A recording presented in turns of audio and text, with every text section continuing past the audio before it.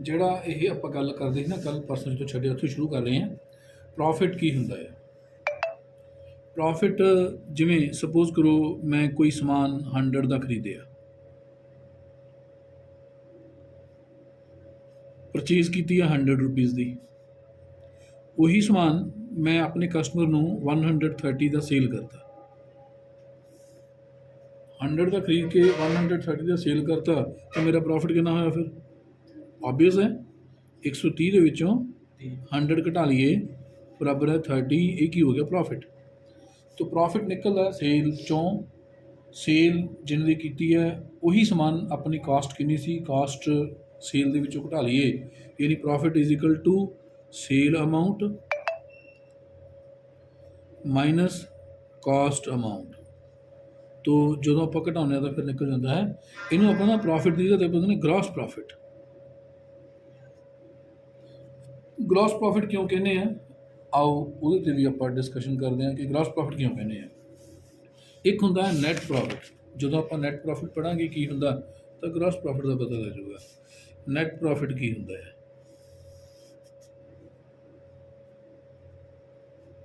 ਜਿਵੇਂ ਆਪਣੇ ਕੋਲ ਗ੍ਰੋਸ ਪ੍ਰੋਫਿਟ ਆ ਗਿਆ ਕਿ ਆਪਾਂ ਕਿੰਨੇ ਦਾ ਸਮਾਨ ਵੇਚ ਕੇ ਕਿੰਨੇ ਦਾ ਖਰੀਦਿਆ ਸੀਗਾ, ਘਟਾ ਕੇ ਬਾਕੀ ਨਿਕਲ ਗਿਆ ਗ੍ਰੋਸ ਪ੍ਰੋਫਿਟ।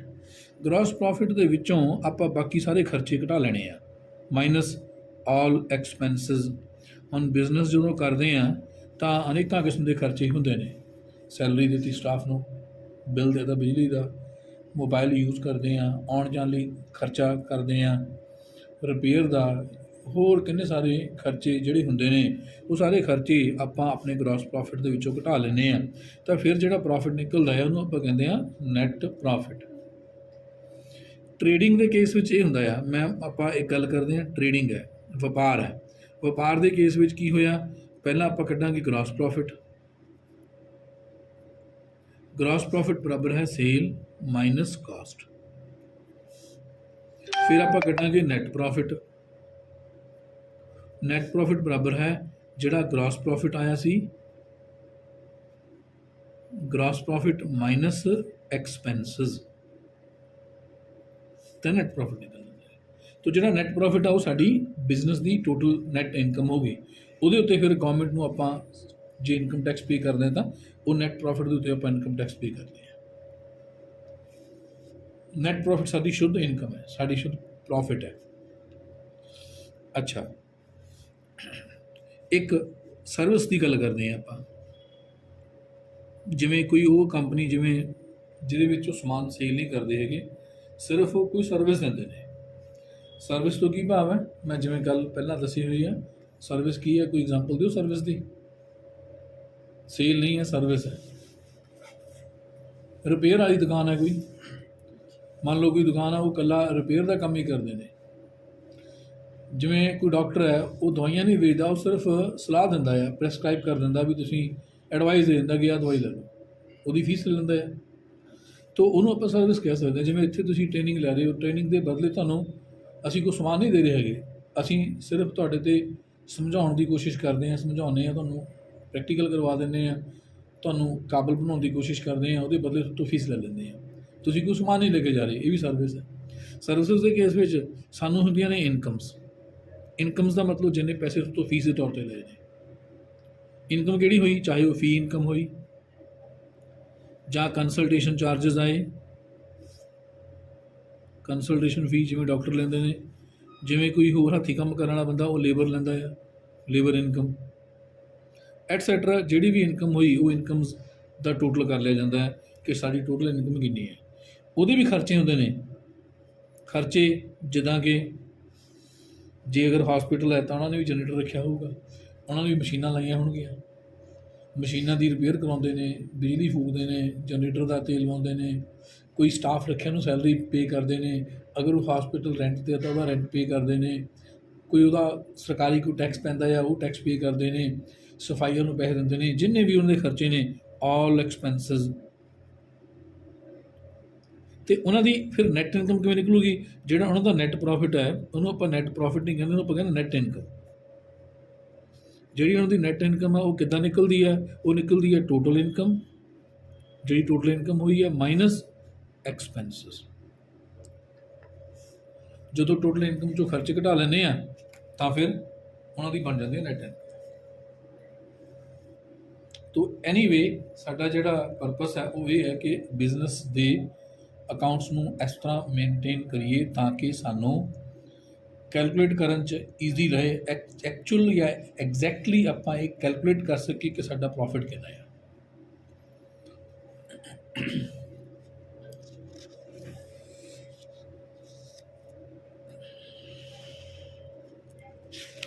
ਆਪਾਂ ਪਹਿਲਾਂ ਕਰ ਚੁੱਕੇ ਹਾਂ ਠੀਕ। ਇੱਕ ਹੋਰ ਟਰਮ ਆਪਾਂ ਟਰਮਸ ਪੜ੍ਹਦੇ ਸੀ ਨਾ, ਟਰਮਸ ਦੇ ਵਿੱਚ ਇੱਕ ਹੋਰ ਟਰਮ ਹੈ ਐਕਸਪੈਂਸਿਸ ਕੀ ਹੁੰਦੇ ਨੇ। ਮੈਂ ਇੱਥੇ ਉੱਪਰ ਵੀ ਯੂਜ਼ ਕੀਤਾ ਐਕਸਪੈਂਸਿਸ, ਮੈਂ ਸਮਝਾਇਆ ਵੀ ਹੈ ਖਰਚੇ। ਐਕਸਪੈਂਸਿਸ ਨੂੰ ਆਪਾਂ ਹਿੰਦੀ 'ਚ ਲਿਖੇ ਤਾਂ ਕਹੀਏ ਖਰਚੇ। ਇਹ ਕੀ ਹੁੰਦੇ ਨੇ? ਜਿੱਦਾਂ ਆਪਾਂ ਇਲੈਕਟ੍ਰਿਸਿਟੀ ਬਿੱਲ ਪੇ ਕਰਤਾ, ਇਹ ਖਰਚਾ ਹੈ। ਸਟਾਫ ਹੈ ਉਹ ਤੋਂ ਕੰਮ ਲੈ ਰਹੇ ਆ, ਉਹਨੂੰ ਸੈਲਰੀ ਪੇ ਕਰਦੇ ਆ, ਉਹ ਵੀ ਖਰਚਾ ਹੈ। ਸ਼ਾਪ ਜਾਂ ਬਿਜ਼ਨਸ ਜਿਹੜੀ ਜਗ੍ਹਾ 'ਤੇ ਚੱਲ ਰਹੀ ਉਹ ਜਗ੍ਹਾ ਕਿਰਾਏ 'ਤੇ ਹੈ ਤਾਂ ਉਹਦਾ ਰੈਂਟ ਪੇ ਕਰਦੇ ਆ, ਉਹ ਵੀ ਖਰਚਾ ਹੈ। ਜਨਰੇਟਰ ਦਾ ਤੇਲ, ਮੋਬਾਈਲ ਦਾ ਬਿੱਲ, ਟੈਲੀਫੋਨ ਦਾ ਬਿੱਲ, ਇੰਟਰਨੈਟ ਦਾ ਬਿੱਲ, ਇਹ ਸਾਰੇ ਖਰਚੇ ਹੈ।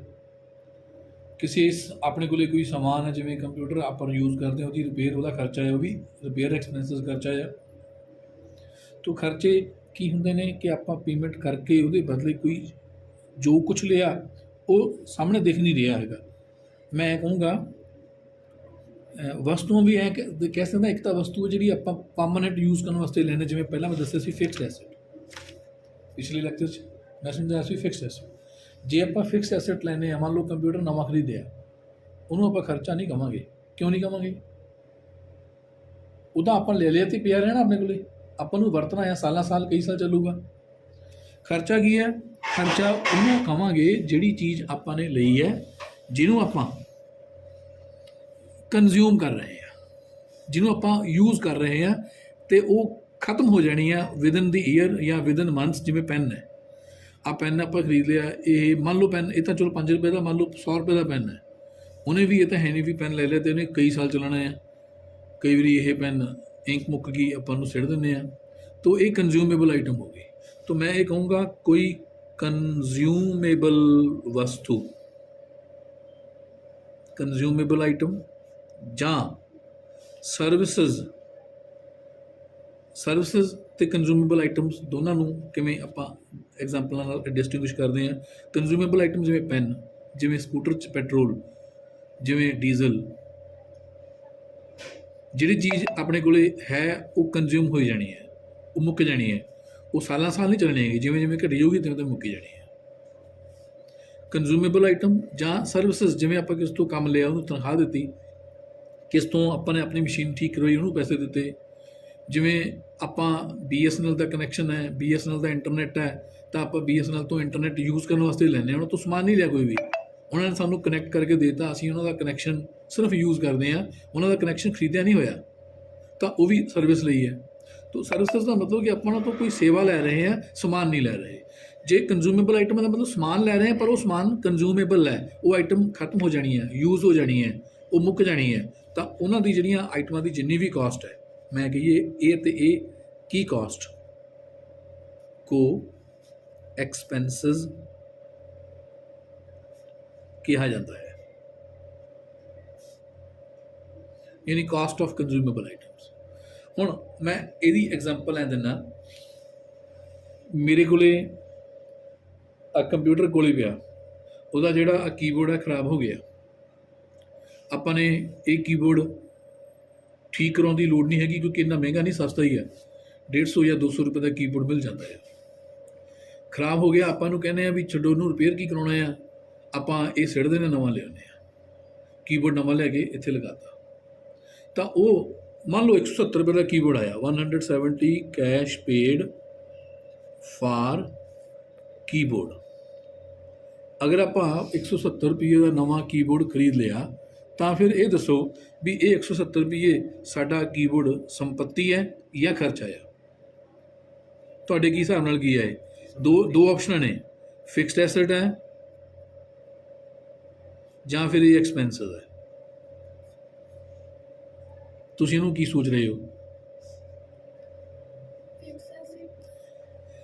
ਫਿਕਸ ਐਸਟ ਤੁਸੀਂ ਸੋਚ ਸਕਦੇ ਹੋ, ਠੀਕ ਹੈ। ਜੇ ਬਹੁਤੀ ਮਹਿੰਗੀ ਹੋਵੇ ਤਾਂ ਆਪਾਂ ਫਿਕਸ ਐਸਟ ਲੈ ਲਈਏ ਵੀ ਆਪਾਂ ਇੱਕ ਕੀਬੋਰਡ ਲਿਆਂਦਾ ਤੇ ਉਹਦੀ ਸੰਭਾਲ ਵੀ ਕਰਨੀ, ਉਹਨੂੰ ਕਈ ਸਾਲ ਚਲਾਉਣਾ ਆ। ਹਾਲਾਂਕਿ ਇਹ ਕੀਬੋਰਡ ਵੀ ਸੰਭਾਵਨਾ ਹੈਗੀ ਹੈ ਕਈ ਸਾਲ ਚੱਲੇ, ਪਰ ਆਪਣਾ ਕੀਬੋਰਡ ਪਹਿਲਾਂ ਦਾ ਖਰਾਬ ਹੋ ਗਿਆ, ਆਪਾਂ ਨੂੰ ਠੀਕ ਕਰਨ ਦੀ ਜਗ੍ਹਾ ਤੇ ਉਹਨੂੰ ਸੁੱਟਤਾ, ਨਵਾਂ ਲਿਆਂਦਾ। ਉਸ ਕੇਸ ਵਿੱਚ ਇਹਨੂੰ ਫਿਕਸ ਐਸਟ ਨਾ ਮੰਨੀਏ, ਉਸ ਕੇਸ ਵਿੱਚ ਆਪਾਂ ਨੂੰ ਖਰਚਾ ਮੰਨੀਏ, ਕਿਉਂਕਿ ਚੀਜ਼ ਮਹਿੰਗੀ ਨਹੀਂ ਹੈਗੀ, ਸਸਤੀ ਹੈ। ਤੇ ਆਪਾਂ ਇਹ ਮੰਨ ਲਓ ਕਿ ਆਪਾਂ ਰਿਪੇਅਰ ਕਰਾ ਲਿਆ, ਆ ਅਮਾਊਂਟ ਜਿਹੜੀ ਹੈ ਨਾ 170 ਇਹ ਕੋਈ ਬਹੁਤੀ ਵੱਡੀ ਅਮਾਊਂਟ ਨਹੀਂ ਹੈਗੀ ਕਿਸੇ ਬਿਜ਼ਨਸ 'ਚ ਵੀ, ਤਾਂ ਆਪਾਂ ਇਹਨੂੰ ਇਹ ਮੰਨੀਏ ਖਰਚਾ ਹੈ। ਇੱਕ ਹੋਰ ਐਗਜ਼ਾਮਪਲ ਲੈਂਦੇ ਹਾਂ। ਮੰਨ ਲਓ ਮੇਰੇ ਕੋਲ ਇੱਕ ਲੈਪਟਾਪ ਪਿਆ, ਉਹ ਲੈਪਟਾਪ ਕੋਈ ਵੀ ਸਮਾਨ ਹੈ, ਬੜੀ ਕਲੀਅਰ ਗੱਲ ਹੈ ਕਿ ਕਦੋਂ ਵੀ ਖਰਾਬ ਹੋ ਸਕਦਾ ਹੈ। ਆਪਾਂ ਨੇ ਨਵਾਂ ਲੈਪਟਾਪ, ਨਵਾਂ ਨਹੀਂ ਹੈ ਪੁਰਾਣਾ ਹੀ ਲੈਪਟਾਪ ਹੈ, ਕਈ ਸਾਲ ਚਲਾ ਲਿਆ, ਇਹ ਆਪਣੇ ਕੋਲ ਪਿਆ ਪਰਸੋਂ ਖਰਾਬ ਹੋ ਗਿਆ। ਮੰਨ ਲਓ ਲੈਪਟਾਪ ਗॉट ਫਾਲਟੀ। ਸਾਡਾ ਇਹ ਲੈਪਟਾਪ ਉਦੋਂ ਜਦੋਂ ਖਰੀਦਿਆ ਸੀਗਾ, ਉਦੋਂ ਜਾਂ ਸਾਡੀ ਕਿਤਾਬਾਂ ਵਿੱਚ 25,000 ਰੁਪਏ ਕੀਮਤ ਦਾ ਆ। ਇਹਦੀ ਜਿਹੜੀ ਕਾਸਟ ਹੈ ਜਾਂ ਇਹਦੀ ਪ੍ਰਾਈਸ ਹੈ ਉਹ ਮੰਨ ਲਓ 25,000 ਰੁਪਏ ਆ, ਖਰਾਬ ਹੋ ਗਿਆ। ਆਪਾਂ ਕੋਸ਼ਿਸ਼ ਕਰਾਂਗੇ 25,000 ਦੀ ਚੀਜ਼ ਆਪਾਂ ਰਿਪੇਅਰ ਕਰਵਾ ਲਈਏ। ਆਪਾਂ ਨੇ ਇਹਨੂੰ ਪੁੱਛਿਆ ਜੀ ਰਿਪੇਅਰ ਹੋ ਜੂਗੀ, ਉਹਨੇ ਦੱਸਤਾ ਕਿ ਇਹਦਾ ਤਾਂ ਸਾਰਾ ਕੁਝ ਹੀ ਸੜ ਗਿਆ, ਮਤਲਬ ਇਹਦੀ ਤਾਂ ਇੱਕ ਅੱਧੀ ਚੀਜ਼ ਰਹਿ ਗਈ, ਬਾਕੀ ਤਾਂ ਇਹ ਖਰਾਬ ਹੋ ਗਿਆ, ਇਹ ਤੁਸੀਂ ਠੀਕ ਕਰਾਓਗੇ ਪੈਸੇ ਬਹੁਤ ਲੱਗ ਜਾਣੇ ਆ, ਪਰ ਗਰੰਟੀ ਕੋਈ ਨਹੀਂ ਹੈਗੀ। ਇਹਦਾ ਮਤਲਬ ਕੀ ਹੋਇਆ ਵੀ ਇਹ 25,000 ਰੁਪਏ ਦਾ ਸਾਡਾ ਜਿਹੜਾ ਲੈਪਟਾਪ ਹੈ, ਇਹਨੂੰ ਕਹਿੰਦਾ ਤੂੰ ਫਿਰ ਕਿੰਨੇ ਦਾ ਲੈ ਲਏਗਾ, ਇਹਦੀ ਜਿਹੜੀ ਚੀਜ਼ ਕੰਮ ਹੁੰਦੀ ਲੈ ਲਾ। ਉਹ ਕਹਿੰਦਾ ਜੀ ਮੈਂ ਇਹਨੂੰ 5,000 'ਚ ਤੁਹਾਡੇ ਤੋਂ ਲੈ ਸਕਦਾ ਹਾਂ। ਫਾਲਟੀ ਹੋ ਗਿਆ। ਆਪਾਂ ਨੇ ਕੀ ਕੀਤਾ, ਸੋਲਡ ਐਟ 5,000, ਆਪਾਂ ਇਹਨੂੰ 5,000 ਦਾ ਵੇਚਤਾ। ਫਿਰ ਆਪਾਂ ਕੀ ਕੀਤਾ, ਨਿਊ ਲੈਪਟਾਪ ਸਾਨੂੰ ਚਾਹੀਦਾ ਸੀਗਾ ਕਿਉਂਕਿ ਖਰਾਬ ਹੋ ਗਿਆ। ਨਿਊ ਲੈਪਟਾਪ ਆਪਾਂ ਖਰੀਦ ਲਿਆ, ਬॉट ਆਫ ਰੁਪੀਜ਼ 37,000 ਦਾ। ਮੰਨ ਲਓ ਆਪਾਂ ਨਵਾਂ ਲੈਪਟਾਪ ਖਰੀਦ ਲਿਆ। ਹੁਣ ਜਿਹੜਾ ਲੈਪਟਾਪ ਪਹਿਲਾਂ ਦਾ ਵੇਚ ਕੇ 5,000 'ਚ 5 'ਚ ਵੀ ਗਿਆ, ਉਹ ਆਪਾਂ ਨੇ ਇਹ ਦੇਤਾ 37,000 ਦਾ ਨਵਾਂ ਲੈਪਟਾਪ ਲਿਆਂਦਾ। ਇਹ ਕੀ ਹੈ, ਇਹਨੂੰ ਆਪਾਂ ਖਰਚਾ ਕਹਾਂਗੇ? ਇਹ ਸੰਪत्ति ਹੈ। ਨਵਾਂ ਲੈਪਟਾਪ ਲੈਂਦਾ, ਕੀਮਤ 37,000 ਹੈ, ਆਪਣੀ ਕੋਸ਼ਿਸ਼ ਹੋਊਗੀ ਕਿ ਇਹ ਕਈ ਸਾਲ ਚੱਲੇ। ਤਾਂ ਜਿਹੜੀ ਚੀਜ਼ ਸਾਡੇ ਵਾਸਤੇ ਵਰਥਫੁੱਲ ਹੈ, ਆਪਾਂ ਇਹਨੂੰ ਮਲਟੀਪਲ ਈਅਰਸ ਜਾਂ ਮੈਨੀ ਈਅਰਸ ਤੱਕ ਚਲਾਉਣਾ ਆ, ਤਾਂ ਇਹਨੂੰ ਆਪਾਂ ਕਹਾਂਗੇ ਇਹ ਫਿਕਸਡ ਐਸੈਟ ਹੈ। ਕੋਈ ਕਨਫਿਊਜ਼ਨ ਹੈ? ਜਿਹੜੀ ਚੀਜ਼ ਆਪਾਂ ਲਿਆਂਦੀ, ਪੈਸੇ ਖਰਚਦੇ, ਉਹ ਚੀਜ਼ ਆਪਾਂ ਇਹ ਕੋਸ਼ਿਸ਼ ਕਰਨੀ ਹੈ ਕਿ ਉਹ ਚੀਜ਼ ਇੰਨੀ ਕੁ ਮਹਿੰਗੀ ਹੈ ਕਿ ਉਹਨੂੰ ਆਪਾਂ ਸੰਭਾਲ ਕੇ ਵਰਤਣਾ ਹੈ, ਕਈ ਸਾਲ ਚੱਲਣੀ ਹੈ, ਤਾਂ ਉਹ ਫਿਕਸਡ ਐਸੈਟ ਹੈ। ਅਤੇ ਜੇ ਅਗਰ ਮੰਨ ਲਓ ਕਿ ਆਪਾਂ ਇਹਦੇ 'ਤੇ ਆਪਾਂ ਸੇਲ ਨਾ ਕਰਦੇ, ਮੰਨ ਲਓ ਆਪਾਂ ਇਹਦੇ 'ਤੇ ਰਿਪੇਅਰ 'ਤੇ ਖਰਚਾ ਕਰ ਲਿਆ, ਆਪਾਂ ਇਹਨੂੰ ਰਿਪੇਅਰ ਕਰਾਈ, ਉਹਨੇ ਮੰਨ ਲਓ 10,000 ਰੁਪਏ ਜਾਂ 12,000 ਰੁਪਏ ਲੈ ਲਏ। ਰਿਪੇਅਰ ਦੀ ਕਾਸਟ ਹੈ 12,000 ਰੁਪਏ, ਉਹਨੇ ਸਾਨੂੰ ਇਹ ਠੀਕ ਕਰਕੇ ਦੇ ਦਿੱਤਾ। ਤਾਂ ਇਹ ਜਿਹੜੇ 12,000 ਰੁਪਏ ਪੇ ਕੀਤੇ ਨੇ, ਇਹਦੇ ਨਾਲ ਆਪਣੇ ਕੋਲ ਕੋਈ ਨਵਾਂ ਚੀਜ਼ ਨਹੀਂ, ਪਹਿਲੇ ਲੈਪਟਾਪ ਸੀਗਾ, ਉਹੀ ਲੈਪਟਾਪ ਨੂੰ ਆਪਾਂ ਰਿਪੇਅਰ ਕਰਾਇਆ। ਇਹ ਕੀ ਹੈ? ਇਹ ਫਿਕਸ ਐਸੈਟ ਨਹੀਂ ਹੈ, ਇਹ ਖਰਚਾ ਆ। ਤੋ ਖਰਚਿਆਂ ਨੂੰ ਤੇ ਐਸੈਟਸ ਨੂੰ ਡਿਸਟਿੰਗੁਇਸ਼ ਮੇਰਾ ਖਿਆਲ ਹੈ ਆਪਾਂ ਲੌਜੀਕਲੀ ਕਰ ਸਕਦੇ ਹਾਂ। ਜੇ ਕੋਈ ਚੀਜ਼ ਸਥਾਈ ਰੂਪ 'ਚ ਕਈ ਸਾਲ ਚੱਲਣ ਵਾਲੀ ਹੈ, ਉਹ ਆਪਣੇ ਵਾਸਤੇ ਐਸੈਟ ਹੈ। ਜੇ ਕੋਈ ਚੀਜ਼ ਇੱਦਾਂ ਦੀ ਹੈ ਕਿ ਆਪਾਂ ਨੇ ਕੁਛ ਨਵਾਂ ਨਹੀਂ ਲਿਆ, ਆਪਾਂ ਨੇ ਉਹਦੇ ਬਾਅਦ ਉਹਨੂੰ ਹੀ ਰਿਪੇਅਰ ਕਰਨ 'ਤੇ ਪੈਸੇ ਦਿੱਤੇ ਨੇ, ਤਾਂ ਉਹ ਆਪਣਾ ਖਰਚਾ ਹੈ। ਇਹ ਆਪਾਂ ਨੇ ਕੀ ਕੀਤਾ, 12,000 ਰੁਪਏ ਦਾ ਇਹ 'ਚ ਕੋਈ ਸਮਾਨ ਖਰਾਬ ਹੋ ਗਿਆ, ਨਵਾਂ ਪਾਤਾ ਉਹਨੇ ਆਪਣੀ ਚਾਰਜਸ ਵੀ ਲੈ ਲਏ, ਰਿਪੇਅਰ ਦੇ ਚਾਰਜਸ ਵੀ ਲੈ ਲਏ, ਸਰਵਿਸ ਚਾਰਜਸ ਵੀ ਲੈ ਲਏ, ਤਾਂ ਟੋਟਲ 12,000 ਰੁਪਏ ਲੱਗ ਗਏ। ਤਾਂ 12,000 ਰੁਪਏ ਨਾਲ ਆਪਣੀ ਕੋਈ ਨਵੀਂ ਚੀਜ਼ ਨਹੀਂ ਆਈ ਹੈਗੀ, ਉਹੀ ਕੰਪਿਊਟਰ ਨੂੰ ਆਪਾਂ ਮੇਨਟੇਨ ਕੀਤਾ, ਇਹ ਖਰਚਾ ਆ। ਨਵਾਂ ਕੰਪਿਊਟਰ ਲਿਆ, ਇਹ ਐਸੈਟ ਹੈ। ਇਸ ਤਰ੍ਹਾਂ ਹੀ ਇੱਕ ਹੋਰ ਐਗਜ਼ਾਮਪਲ ਲੈਣਾ। ਮੰਨ ਲਓ ਆਪਾਂ ਨੇ ਬਾਲ ਪੈਨ ਲੈ ਕੇ ਆਉਂਦੇ ਆ, ਬਾਲ ਪੈਨ ਆਪਾਂ ਨੇ 5 ਰੁਪਏ ਵਾਲੇ 20 ਲਿਆਂਦੇ, 100 ਰੁਪਏ ਦੇ ਆ ਗਏ।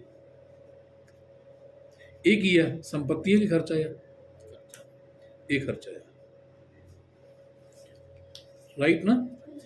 ਤੇ ਆਪਾਂ ਨੇ ਡੀਜ਼ਲ ਲਿਆਂਦਾ ਫਾਰ ਜਨਰੇਟਰ, ਜਦੋਂ ਲਾਈਟ ਜਾਂਦੀ ਆ ਉਦੋਂ ਜਨਰੇਟਰ ਚੱਲਦਾ, ਡੀਜ਼ਲ ਪੈਂਦਾ ਆ, ਇਹ ਵੀ ਕੀ ਹੈ? ਖਰਚਾ। ਆਪਾਂ ਨੇ ਇੱਕ ਨਵਾਂ ਫੋਨ ਲੈ ਕੇ ਆਂਦਾ, ਫੋਨ ਸਮਾਰਟਫੋਨ ਜਾਂ ਚਾਹੇ ਸਿੰਪਲ ਫੋਨ, ਕੋਈ ਆਪਾਂ ਨੇ ਨਵਾਂ ਫੋਨ ਲਿਆਂਦਾ, ਫੋਨ ਸਮਾਰਟਫੋਨ ਫਾਰ ਬਿਜ਼ਨਸ, ਉਹਦੀ ਕੀਮਤ ਮੰਨ ਲਓ 9,000 ਰੁਪਏ ਹੈ। ਇਹ ਕੀ ਹੈ? ਇਹ ਵੀ ਖਰਚਾ ਆ। ਇਹਨੂੰ ਤੁਸੀਂ ਕੀ ਕਹੋਗੇ?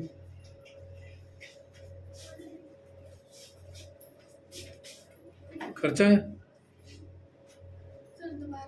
ਆਪਾਂ ਨੇ 9,000 ਰੁਪਏ ਦਾ ਸਮਾਰਟਫੋਨ ਖਰੀਦਿਆ, ਤਾਂ ਜਿਹੜਾ 9,000 ਦਾ ਸਮਾਰਟਫੋਨ ਖਰੀਦਿਆ ਇਹ ਸਾਡੇ ਵਾਸਤੇ ਕੀ ਹੈ? ਹਾਂ, ਬਿਜ਼ਨਸ ਵਾਸਤੇ ਖਰੀਦਿਆ, ਸਾਨੂੰ ਬਿਜ਼ਨਸ 'ਚ ਹੀ ਲੋੜ ਪੈਣੀ ਹੈ।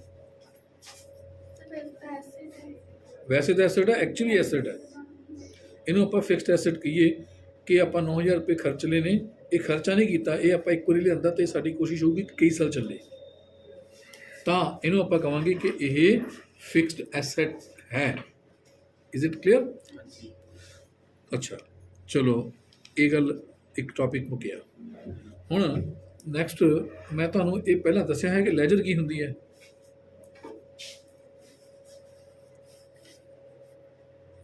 ਲੈਜਰ ਇੱਕ ਨੋਟਬੁੱਕ ਹੈ, ਇੱਕ ਉਹ ਇੱਦਾਂ ਦੀ ਬੁੱਕ ਹੈ ਜਿਹਦੇ ਵਿੱਚ ਆਪਾਂ ਅਕਾਊਂਟ ਖੋਲਾਂਗੇ। ਕਿਹਦੇ ਅਕਾਊਂਟ ਖੋਲਾਂਗੇ?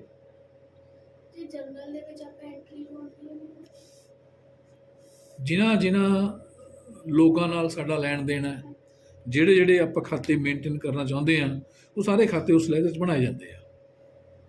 ਤਾਂ ਮੈਂ ਅੱਗੇ ਇਹ ਦੱਸਣ ਲੱਗਿਆ types of accounts in ledger. ਜਿਹੜੀ ਲੈਜਰ ਹੈ, ਲੈਜਰ ਬੁੱਕ ਹੈ, ਉਹਦੇ ਵਿੱਚ ਅਕਾਊਂਟ ਨੂੰ ਕਿੰਨੀਆਂ ਕਿਸਮਾਂ ਵਿੱਚ ਵੰਡ ਲਈਏ।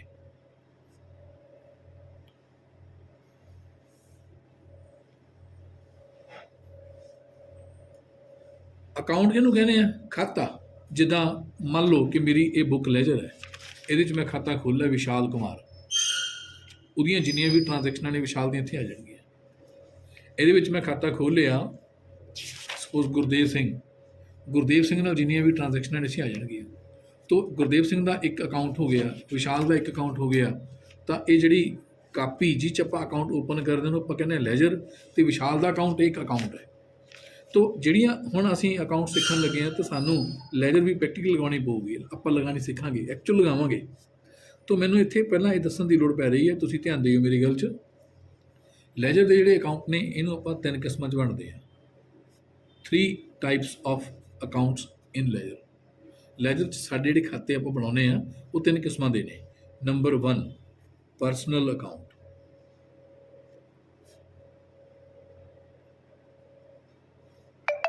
Number 2 real accounts, number 3 nominal accounts.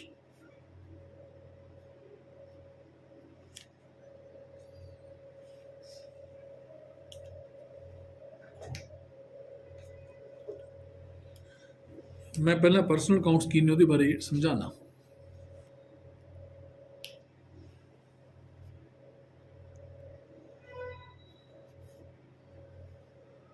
ਇਹ ਅਕਾਊਂਟ ਕਿਹੜੇ ਹੁੰਦੇ ਨੇ?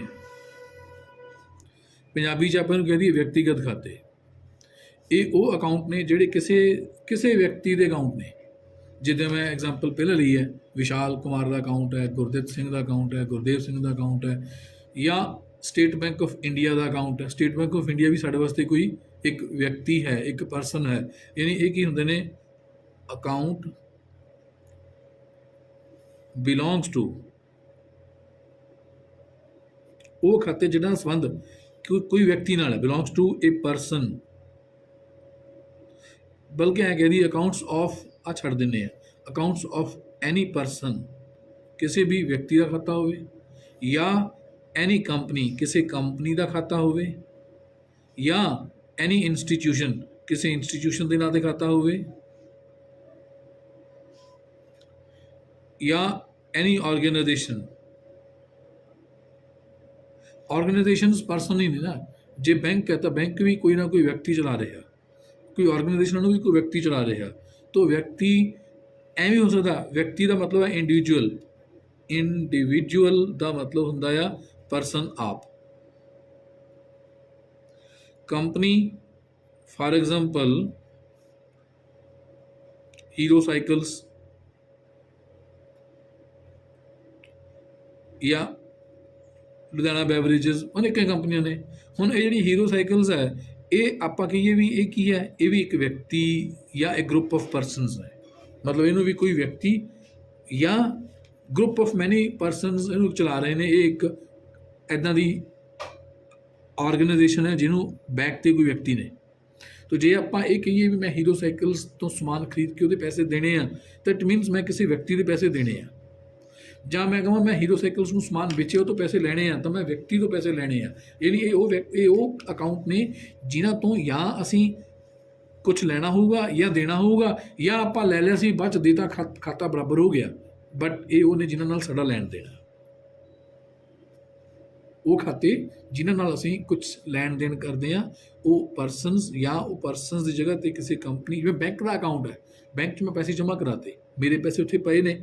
ਉਹ ਵਿਅਕਤੀ ਕੋਲ ਪੈਸੇ ਪਏ ਨੇ ਜਿਹੜਾ ਬੈਂਕ ਨੂੰ ਮੈਨੇਜ ਕਰ ਰਿਹਾ, ਜਾਂ ਜਿਹੜਾ ਉਸ ਬੈਂਕ ਦਾ, ਚਾਹੇ ਇਹ ਕਹਿ ਸਕਦੇ ਹਾਂ ਕਿ ਬੈਂਕ ਦਾ ਓਨਰ ਕੌਣ ਹੈ, ਇੱਕ ਪਰਸਨ ਨਹੀਂ ਹੈ। ਬੈਂਕ ਦਾ ਓਨਰ ਕੋਈ ਨਾ ਕੋਈ ਉਹਨਾਂ ਦੀ ਕੰਪਨੀ ਹੈ, ਉਹ ਕੰਪਨੀ ਤੋਂ ਪੈਸੇ ਲੈਣੇ। ਉਹ ਕੰਪਨੀ ਬੈਕ 'ਤੇ ਕੋਈ ਵਿਅਕਤੀ ਚਲਾ ਰਹੇ ਨੇ, ਆਪਾਂ ਉਹ ਵਿਅਕਤੀਆਂ ਤੋਂ ਪੈਸੇ ਲੈਣੇ ਆ।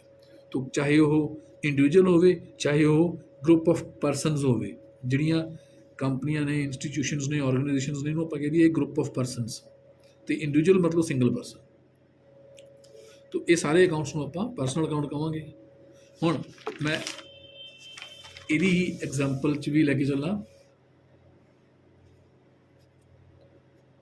ਸਟੇਟ ਬੈਂਕ ਆਫ ਇੰਡੀਆ ਦਾ ਅਕਾਊਂਟ ਮੈਂ ਖੋਲ੍ਹਿਆ ਆਪਣੀ ਲੈਜਰ 'ਚ। ਇਹ ਅਕਾਊਂਟ ਕਿਹੜਾ ਆ? Personal account. ਅਕਾਊਂਟ ਖੋਲ੍ਹਿਆ ਗੁਰਦੇਵ ਸਿੰਘ ਦਾ, ਇਹ ਅਕਾਊਂਟ ਵੀ ਪਰਸਨਲ ਅਕਾਊਂਟ ਹੈ। ਅਕਾਊਂਟ ਖੋਲ੍ਹਿਆ ਵਿਸ਼ਾਲ ਕੁਮਾਰ, ਇਹਦਾ ਅਕਾਊਂਟ ਵੀ ਪਰਸਨਲ ਹੈ। ਇਹਨਾਂ ਦੇ ਅਕਾਊਂਟ ਆਪਾਂ ਕਿਉਂ ਖੋਲ੍ਹਾਂਗੇ? ਜੇ ਆਪਾਂ ਇਹਨਾਂ ਨੂੰ ਸਮਾਨ ਵੇਚਿਆ, ਪੈਸੇ ਕਹਿੰਦਾ ਬਾਅਦ 'ਚ ਦਊਂਗਾ, ਜਾਂ ਆਪਾਂ ਤੋਂ ਸਮਾਨ ਲਿਆਂਦਾ, ਆਪਾਂ ਪੈਸੇ ਬਾਅਦ 'ਚ ਦੇਣੇ ਆ। ਯਾਨੀ ਅਸੀਂ ਉਹ ਵਿਅਕਤੀ ਜਾਂ ਉਸ ਕੰਪਨੀ ਜਾਂ ਉਸ ਆਰਗੇਨਾਈਜੇਸ਼ਨ ਦਾ ਅਕਾਊਂਟ ਓਪਨ ਕਰਾਂਗੇ ਜਿਨ੍ਹਾਂ ਦੇ ਨਾਲ ਸਾਡਾ ਉਧਾਰ 'ਚ ਜਾਂ ਲੈਣਾ ਜਾਂ ਦੇਣਾ। ਤੋ ਇਹਨਾਂ ਦੇ ਖਾਤਿਆਂ ਨੂੰ ਆਪਾਂ ਕੀ ਕਹਿੰਦੇ ਆ? Personal account. ਹੁਣ ਮੈਂ ਦੂਸਰੀ ਕਿਸਮ 'ਤੇ ਆ ਜਾਂਦਾ ਹਾਂ। ਰੀਅਲ ਅਕਾਊਂਟ ਕਿਹੜੇ ਹੁੰਦੇ ਨੇ?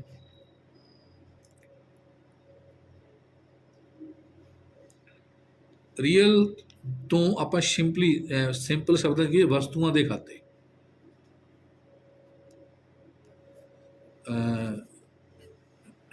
ਜਿਹੜੀ ਆਪਾਂ ਲੈਜਰ ਬਣਾਉਣੀ ਹੈ ਅਕਾਊਂਟਸ ਮੇਨਟੇਨ ਕਰਨ ਵਾਸਤੇ, ਉਹਦੇ ਵਿੱਚ ਜਿਹੜੀਆਂ ਵਸਤੂਆਂ ਆਪਾਂ ਖਰੀਦੀਆਂ ਨੇ, ਜਿਵੇਂ ਕੰਪਿਊਟਰ ਖਰੀਦਿਆ ਹੈ, ਜਿਵੇਂ ਕੈਸ਼ ਆਪਣੇ ਕੋਲ ਆਇਆ, ਜਿਵੇਂ ਕਿ ਆਪਾਂ ਨੇ ਫੋਨ ਖਰੀਦਿਆ, ਉਹਨੂੰ ਆਪਾਂ ਮੋਬਾਈਲ ਫੋਨ ਕਹਿ ਦਈਏ, ਉਹ ਖਰੀਦ ਲਿਆ। ਆਪਣੇ ਕੋਲ ਜਨਰੇਟਰ ਹੈ। ਆਪਾਂ ਗੁਡਸ ਵੀ ਖਰੀਦਦੇ ਹਾਂ ਜਿਨ੍ਹਾਂ ਨੂੰ ਵੇਚਣਾ ਹੁੰਦਾ ਆ। ਤੋ ਇਹ ਸਾਰੀਆਂ ਕੀ ਨੇ? ਵਸਤੂਆਂ ਨੇ, ਐਟਸੈਟਰਾ। ਏਅਰ ਕੰਡੀਸ਼ਨ,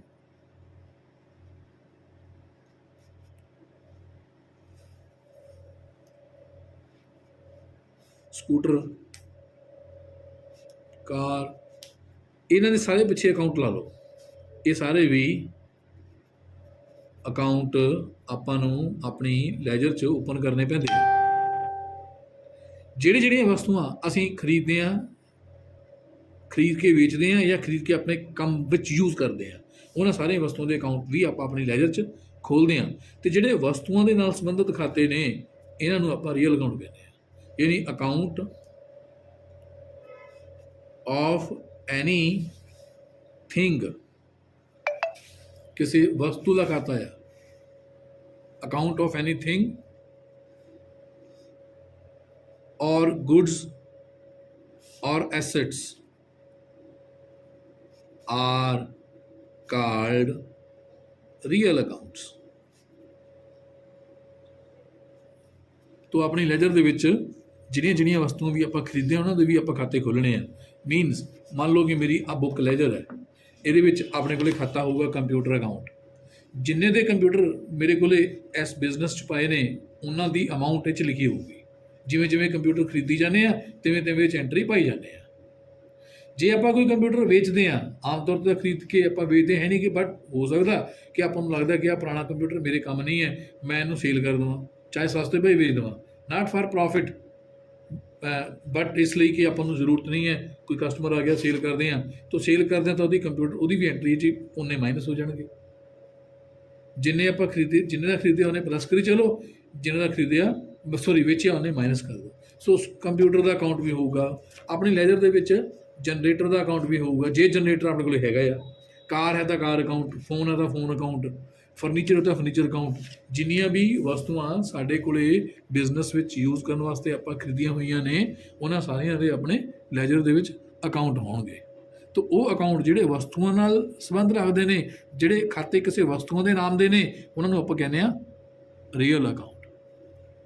ਤੀਸਰੀ ਕਿਸਮ ਨੋਮੀਨਲ ਅਕਾਊਂਟਸ ਦੀ ਹੈ। ਮੈਂ ਤੁਹਾਨੂੰ ਪੁੱਛ ਲਵਾਂ ਨੋਮੀਨਲ ਅਕਾਊਂਟ ਕਿਹੜੇ ਹੁੰਦੇ ਨੇ?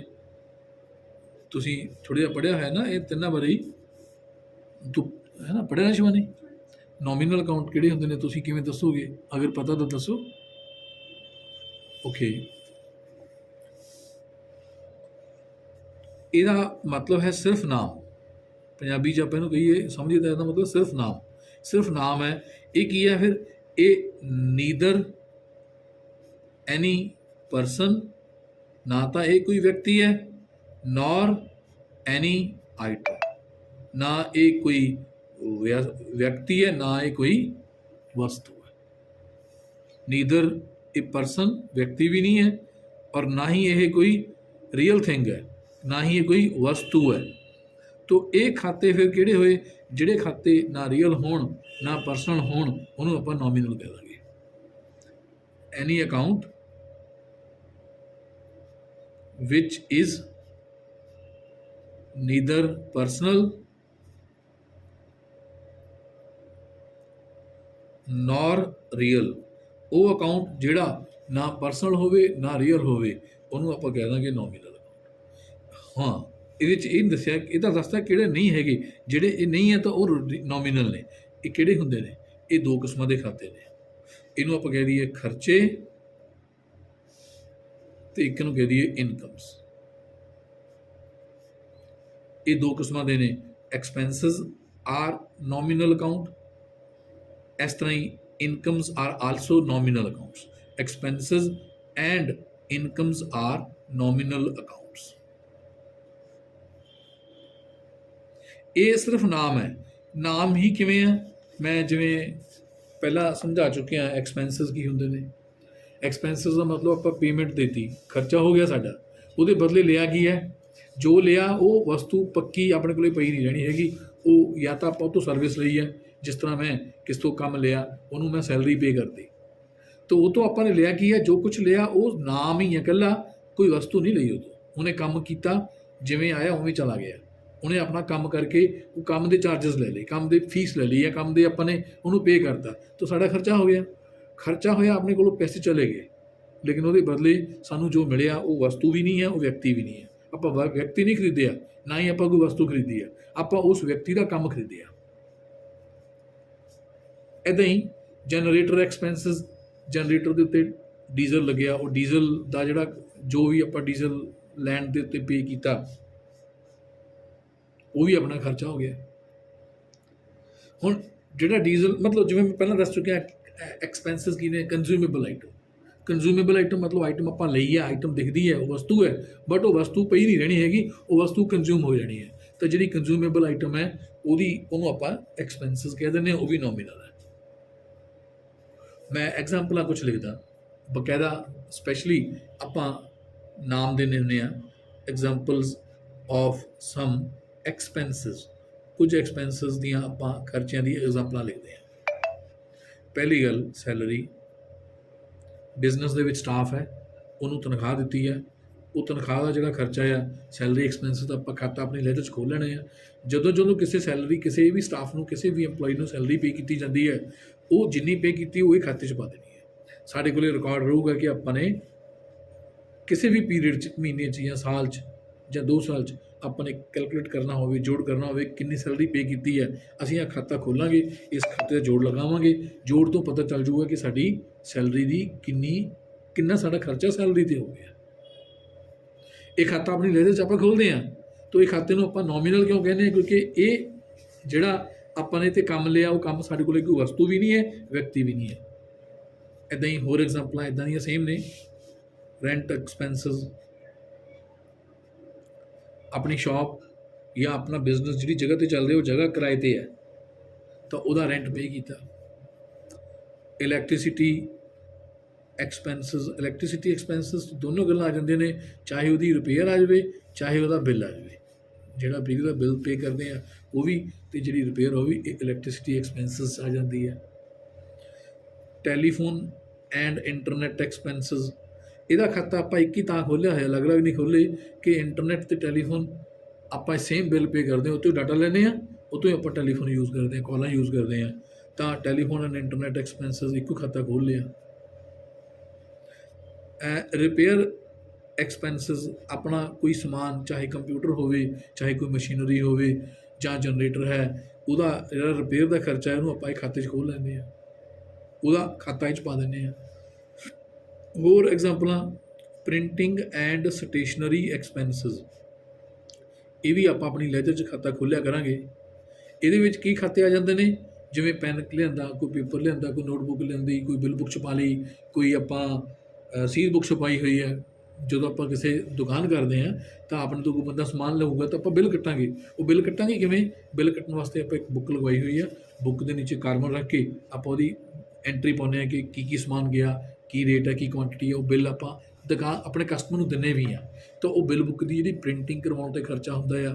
ਜਾਂ ਆਪਾਂ ਨੂੰ ਕਿਤਾਬਾਂ ਅਕਾਊਂਟਸ ਵਾਸਤੇ ਚਾਹੀਦੀਆਂ ਨੇ, ਲੈਜਰ, ਕੈਸ਼ ਬੁੱਕ, ਉਹਦਾ ਜਿਹੜਾ ਖਰਚਾ ਆ। ਮਤਲਬ ਸਟੇਸ਼ਨਰੀ ਦਾ ਸਮਾਨ, ਜਾਂ ਆਪਾਂ ਕੋਈ ਸਟੇਸ਼ਨਰੀ ਦਾ ਸਮਾਨ ਆਪਣੇ ਵਾਸਤੇ ਸਪੈਸ਼ਲੀ ਪ੍ਰਿੰਟ ਕਰਵਾ ਲਿਆ, ਤਾਂ ਉਹ ਸਾਰੇ ਨੂੰ ਆਪਾਂ ਇੱਕ ਖਾਤਾ ਖੋਲ੍ਹ ਦਿੰਦੇ ਹਾਂ, ਪ੍ਰਿੰਟਿੰਗ ਐਂਡ ਸਟੇਸ਼ਨਰੀ ਐਕਸਪੈਂਸਿਸ ਉਹ 'ਚ ਪਾ ਦਿੰਦੇ ਹਾਂ। ਇੱਦਾਂ ਅਨੇਕਾਂ ਹੀ ਨੇ, ਮੈਂ ਥੋੜ੍ਹੇ ਜਿਹੇ ਹੋਰ ਲਿਖਦਾ। ਜਿਵੇਂ ਇੱਕ ਐਗਜ਼ਾਮਪਲ ਮੈਂ ਦਿੰਦਾ, ਐਂਟਰਟੇਨਮੈਂਟ ਐਕਸਪੈਂਸਿਸ। ਜਦੋਂ ਦੁਕਾਨ 'ਤੇ ਜਾਂ ਆਪਣੇ ਬਿਜ਼ਨਸ ਦੇ ਵਿੱਚ ਕੋਈ ਵਿਜ਼ਟਰ ਆਉਂਦਾ ਆ, ਸਮਟਾਈਮਜ਼ ਆਪਾਂ ਉਸ ਵਿਜ਼ਟਰ ਨੂੰ ਐਂਟਰਟੇਨ ਕਰਨ ਵਾਸਤੇ ਉਹਨੂੰ ਚਾਹ, ਕੋਲਡ ਡਰਿੰਕ, ਪਾਣੀ, ਕੋਈ ਚੀਜ਼ ਦਿੰਦੇ ਹਾਂ, ਤਾਂ ਉਹਦੇ 'ਤੇ ਜਿਹੜਾ ਖਰਚਾ ਇਹਨੂੰ ਆਪਾਂ ਐਂਟਰਟੇਨਮੈਂਟ ਐਕਸਪੈਂਸਿਸ ਕਹਿ ਦਿੰਦੇ ਹਾਂ। ਚਾਹੇ ਉਹ ਕਸਟਮਰ ਆਇਆ, ਜਾਂ ਕੋਈ ਸਪਲਾਇਰ ਆਇਆ, ਜਾਂ ਕੋਈ ਹੋਰ ਬਿਜ਼ਨਸ ਨਾਲ ਰਿਲੇਟਡ ਕੋਈ ਵੀ ਪਰਸਨ ਸਾਡੇ ਬਿਜ਼ਨਸ 'ਚ ਆਇਆ, ਤਾਂ ਆਪਾਂ ਨੂੰ ਜੇ ਖਾਣ ਪੀਣ 'ਤੇ ਖਰਚ ਕਰਦੇ ਹਾਂ, ਦੈਟ ਇਜ਼ ਐਂਟਰਟੇਨਮੈਂਟ ਐਕਸਪੈਂਸਿਸ। ਅਨੇਕਾਂ ਹੀ ਹੋਰ ਨੇ। ਮੈਂ ਇੱਕ ਖਾਤਾ ਹੋਰ ਲਿਖ ਲੈਣਾ, ਜਨਰੇਟਰ ਐਕਸਪੈਂਸਿਸ। ਲਿਖਿਆ ਤਾਂ ਨਹੀਂ ਪਹਿਲਾਂ? ਨਹੀਂ। ਜਨਰੇਟਰ ਦਾ ਖਰਚਾ, ਜਨਰੇਟਰ ਦੀ ਰਿਪੇਅਰ ਦਾ, ਜਾਂ ਜਨਰੇਟਰ ਦੇ ਡੀਜ਼ਲ ਦਾ।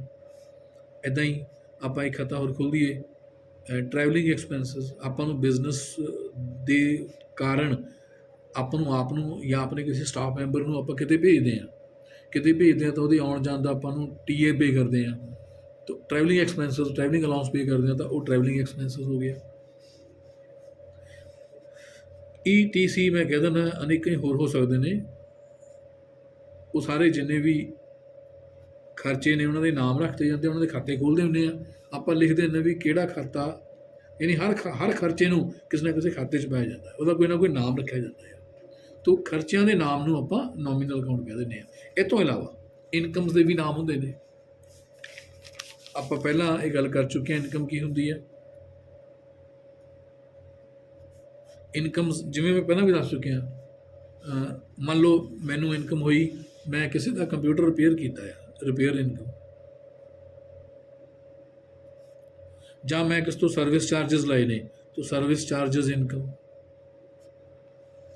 ਜਨਰਲੀ ਆਪਾਂ ਖਰਚਿਆਂ ਦੇ ਪਿੱਛੇ ਐਕਸਪੈਂਸ ਜਾਂ EXP ਪਾ ਦਿੰਦੇ ਹਾਂ, ਔਰ ਇਨਕਮ ਦੇ ਪਿੱਛੇ ਇਨਕਮ ਪੂਰਾ ਲਿਖ ਦਿੰਦੇ ਹਾਂ। ਇਸ ਤਰ੍ਹਾਂ ਹੀ ਲੇਬਰ ਇਨਕਮ, ਆਪਾਂ ਕਿਸ ਤੋਂ ਲੇਬਰ ਲਈ ਹੋਵੇ, ਤਾਂ ਤੁਹਾਨੂੰ ਪੜ੍ਹਾਇਆ, ਤੁਹਾਡੇ ਤੋਂ ਫੀਸ ਲਈ ਆ, ਫੀ ਇਨਕਮ। ਕਿਸ ਦਾ ਆਪਾਂ ਨੇ ਕੋਈ ਵਰਕ ਕਰਤਾ, ਉਹਨੂੰ ਆਪਾਂ ਜੋਬ ਵਰਕ ਇਨਕਮ ਕਹਿ ਦਿੰਦੇ ਹਾਂ।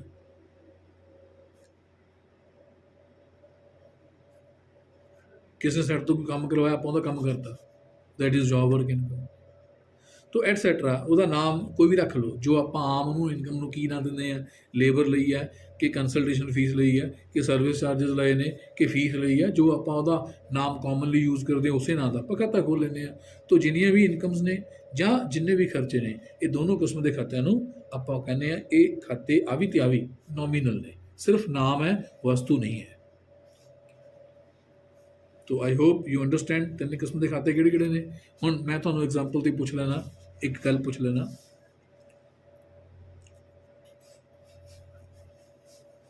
मान लो आपां ने चेयर खरीदी एक नवीं चेयर बाइक खरीदी है, तो चेयर नूं आपां खरीद लिया, तो इहनूं किहड़े खाते च पावांगे आपां? चेयर खरीदी है नवीं आपां ने फॉर बिजनेस, ये अकाउंट है, चेयर नूं किसी खाते च पाउणा है, तुसीं सलाह दो मैनूं भी इहनूं किहड़े खाते च पाईए? की ये खर्चा आ? खर्चा नहीं है कि खर्चा हैगा? ਆਪਾਂ ਜਿਹੜੀ ਚੇਅਰ ਲਿਆਂਦੀ ਹੈ, ਸਾਡੀ ਕੋਸ਼ਿਸ਼ ਇਹ ਹੁੰਦੀ ਹੈ ਵੀ ਚੇਅਰ ਲਿਆਂਦੀ ਹੈ ਤਾਂ ਉਹ ਕਈ ਸਾਲ ਚੱਲੂਗੀ। ਆਪਾਂ ਕਿਹੜਾ ਚੇਅਰ ਖਾਣ ਵਾਸਤੇ ਲਿਆਂਦੀ ਆ, ਆਪਾਂ ਤਾਂ ਯੂਜ਼ ਵਾਸਤੇ ਲੈ ਕੇ ਆਂਦੇ ਨਾ। ਜੇ ਕੋਈ ਚੀਜ਼ ਆਪਣੇ ਇਸ ਤਰ੍ਹਾਂ ਦੇ ਪਰਪਸ ਵਾਸਤੇ ਲੈ ਕੇ ਆਂਦੀ ਜਿਹੜੀ ਉਹ ਕੰਜ਼ਿਊਮ ਹੋ ਜਾਣੀ ਹੈ, ਤਾਂ ਉਹ ਖਰਚਾ ਆ। ਇਹ ਕੰਜ਼ਿਊਮੇਬਲ ਤਾਂ ਨਹੀਂ ਹੈਗੀ ਨਾ, ਐਂ ਤਾਂ ਨਹੀਂ ਕਿ ਚੇਅਰ ਘਟੀ ਜਾਊਗੀ, ਹੌਲੀ ਹੌਲੀ ਘਟ ਕੇ ਨਿੱਕੀ ਜੀ ਬਾਅਦ ਖਤਮ ਹੋ ਜਾਊਗੀ। ਇਹ ਕੀ ਆ? ਐਸੈਟ ਹੈ। ਅਤੇ ਇਹ ਐਸੈਟ ਹੈ, ਇਹਨੂੰ ਆਪਾਂ ਕਿਸ ਕਿਸਮ ਦਾ ਖਾਤਾ ਮੰਨੀਏ? ਜਾਂ ਤਾਂ ਪਰਸਨਲ ਹੈ, ਜਾਂ ਰੀਅਲ ਹੈ, ਜਾਂ ਨੋਮੀਨਲ ਹੈ। ਸਲਾਹ ਦਿਓ, ਪਰਸਨ ਹੈ ਕਿ ਨਹੀਂ? ਕੀ ਇਹ ਪਰਸਨਲ ਹੈ, ਜਾਂ ਰੀਅਲ ਹੈ, ਜਾਂ ਨੋਮੀਨਲ ਹੈ? ਨਹੀਂ ਪਤਾ। Very bad, not good. ਕੋਈ ਗੱਲ ਨਹੀਂ, ਇਹਦਾ ਮਤਲਬ ਇਹ ਹੈ ਕਿ ਜਿਹੜਾ ਕੁਛ ਮੈਂ ਕਰਵਾਇਆ ਉਹਨੂੰ ਮੈਂ ਸਮਝਾ ਨਹੀਂ ਸਕਿਆ, ਤਦੀ ਮੈਂ ਰਿਵੀਜ਼ਨ ਕਰਵਾ ਰਿਹਾ। ਖੁੱਲ੍ਹ ਕੇ ਬੋਲੋ, ਕੋਈ ਗੱਲ ਨਹੀਂ ਹੈਗੀ। ਦੱਸੋ ਜੀ ਕੀ ਹੈ ਇਹ? ਪਰਸਨਲ ਹੈ। ਪਰਸਨਲ ਤੂੰ ਕਾਹਤੇ ਕਹਿ ਰਿਹਾ? ਤੈਨੂੰ ਯਾਦ ਹੈ ਪਰਸਨਲ ਖਾਤੇ ਕਿਹੜੇ ਹੁੰਦੇ ਨੇ? ਦੁਬਾਰਾ ਆ ਜਾ। ਪਰਸਨਲ ਹੁੰਦੇ ਨੇ ਵਿਅਕਤੀ। ਜੇ ਇਹ ਕਿਸੇ ਵਿਅਕਤੀ ਦਾ ਨਾਮ ਹੈ, ਜਿਵੇਂ ਚੇਅਰ ਕੋਈ ਵਿਅਕਤੀ ਤਾਂ ਨਹੀਂ ਹੈਗਾ, ਤੇ ਜੇ ਵਿਅਕਤੀ ਨਹੀਂ ਹੈ ਤਾਂ ਫਿਰ ਇਹ ਪਰਸਨਲ ਨਹੀਂ ਹੈਗਾ। ਤੇ ਪਰਸਨਲ ਹੋ ਗਏ ਵਿਅਕਤੀ, ਰੀਅਲ ਹੋ ਗਏ ਵਸਤੂਆਂ, ਨੋਮੀਨਲ ਹੋ ਗਏ ਖਰਚੇ ਔਰ ਆਮਦਨ। ਤਾਂ ਫਿਰ ਚੇਅਰ ਨੂੰ ਆਪਾਂ ਕਾਹ 'ਚ ਪਾਈਏ? ਕਲੀਅਰ ਹੋ ਗਿਆ? ਰੀਅਲ, ਇਹਨੂੰ ਆਪਾਂ ਰੀਅਲ 'ਚ ਪਾ ਦਈਏ। ਅੱਛਾ, ਹੋਰ ਐਗਜ਼ਾਮਪਲ ਦਿੰਦੇ ਹਾਂ। ਮੰਨ ਲਓ ਕਿ ਮੇਰਾ ਟੈਲੀਫੋਨ ਦਾ ਬਿੱਲ ਆ ਗਿਆ, ਟੈਲੀਫੋਨ ਬਿੱਲ ਆਫ ਰੁਪੀਜ਼ 970 ਇਹ ਆ ਗਿਆ। ਆਈ ਪੇਡ, ਮੈਂ ਇਹਨੂੰ ਪੇ ਕਰਤਾ, ਮੈਂ ਪੇ ਕਰਤਾ ਬਾਈ ਕੈਸ਼, ਮੈਂ ਕੈਸ਼ ਦੇਤਾ। ਤਾਂ ਜਿਹੜਾ ਹੁਣ ਆ 970 ਰੁਪਏ ਦਾ ਆਪਾਂ ਨੇ ਟੈਲੀਫੋਨ ਬਿੱਲ ਜਿਹੜਾ ਆਪਣਾ ਖਾਤਾ ਹੋਊਗਾ, ਟੈਲੀਫੋਨ ਬਿੱਲ ਦਾ ਖਾਤਾ ਬਣਨਾ ਹੈ। ਇਹ ਖਾਤਾ ਤੁਸੀਂ ਕੀ ਕਹੋਗੇ? ਪਰਸਨਲ ਹੈ ਕਿ ਰੀਅਲ ਹੈ ਕਿ ਨੋਮੀਨਲ ਹੈ? ਟੈਲੀਫੋਨ ਦਾ ਬਿੱਲ, ਇਹਨੂੰ ਆਪਾਂ ਕੀ ਮੰਨੀਏ? ਤੁਸੀਂ ਆਨਸਰ ਦਿਓ, ਤਿੰਨਾਂ 'ਚੋਂ ਇੱਕ ਚੀਜ਼ ਆਊਗੀ, ਜਾਂ ਪਰਸਨਲ, ਜਾਂ ਰੀਅਲ, ਜਾਂ ਨੋਮੀਨਲ। ਨੋਮੀਨਲ ਹੈ। ਅੱਛਾ, ਪਰਸਨਲ ਜੇ ਮੈਂ ਕਹਾਂ ਫਿਰ ਕਿਉਂ ਗਲਤ ਹੈ? ਕਿਉਂਕਿ ਵਿਅਕਤੀ ਥੋੜ੍ਹੀ ਹੈ ਇਹ। ਅਤੇ ਰੀਅਲ ਕਿਉਂ ਗਲਤ ਹੈ? ਇਹ ਵਸਤੂ ਵੀ ਨਹੀਂ ਹੈਗੀ। ਇਹ ਕੀ ਹੈ? ਖਰਚਾ ਆ। ਟੈਲੀਫੋਨ ਆਪਾਂ ਯੂਜ਼ ਮਤਲਬ ਕਾਲਾਂ ਕੀਤੀਆਂ, ਉਹਦਾ ਬਿੱਲ ਆ ਗਿਆ, ਆਪਾਂ ਬਿੱਲ ਪੇ ਕੀਤਾ, ਇਹ ਖਰਚਾ ਹੋ ਗਿਆ। ਇਹਨੂੰ ਆਪਾਂ telephone expenses, telephone and internet expenses ਪਾਵਾਂਗੇ। ਇਹ ਨੋਮੀਨਲ ਅਕਾਊਂਟ ਹੈ। ਕਲੀਅਰ? ਇੱਕ ਹੋਰ ਐਗਜ਼ਾਮਪਲ,